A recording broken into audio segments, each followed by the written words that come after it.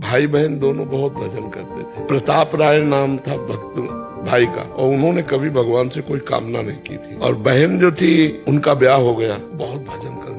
अब ब्याह के कुछ ही दिन बाद पति बीमार होने लगा और ऐसी बीमार की स्थिति आई कि वो मरणासन में पहुंच गए। तब उनकी बहन भाई के पास आई। वो जानती थी कि हमारे भैया का भजन बहुत जोरदार है। उन्होंने कहा, भैया आज तक हमने आपसे कुछ नहीं मांगा और शायद आपने भी भगवान से कुछ नहीं मांगा है। आज भगवान से मांग लीजिए कि मेरे पति का जीवन बच जाए, क्योंकि अभी ब्याह हुआ है और पति चला गया तो मतलब जीवन ही चला गया। तो उनका, बहन मैंने भगवान से कभी कुछ मांगा नहीं, मांगना भी नहीं चाहता, पर तुम हमको दबाव डाल रही हो, चलो तुम्हारे पति के पास चलते हैं और वहीं भगवान से हम प्रार्थना करेंगे। गए तो वो तो मरणासन स्थिति में पड़े। बड़े ध्यान से सुनो ना, वो गए और अपने बहनोई में रखा। वैसे ऐसे भगवान से एकाग्र हुए कि हे भगवान, मेरी बहन का सुहाग सुरक्षित कर दो। और बहन चरणों के पास बैठी अपने पति के, और वो का गोद लेकर, गोद में से सर लेकर, इतने में दोनों को तंद्रा आ गई। तो देखा कि जो बहन है, बहन ने देखा कि उसका पति भगवान के पार्षदों से कह रहा कि ले चलो मुझे। तो बोले, हम नहीं ले जाएंगे, तुम्हारे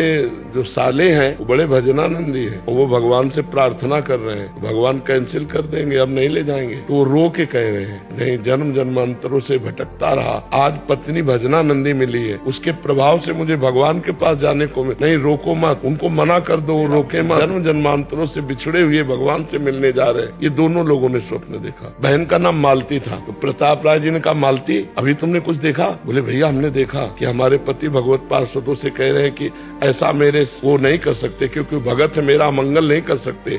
मंगल भवन भगवान से मिलने का समय आया है और भगवान के पार्षद आके वापस चले जाएंगे, ये ठीक नहीं। बोले, यही हमने देखा, अब बोलो क्या करें? बोले, रहने दो भैया, अगर पति भगवान के पास जा रहे हैं, अब मैं नहीं रोकूंगी।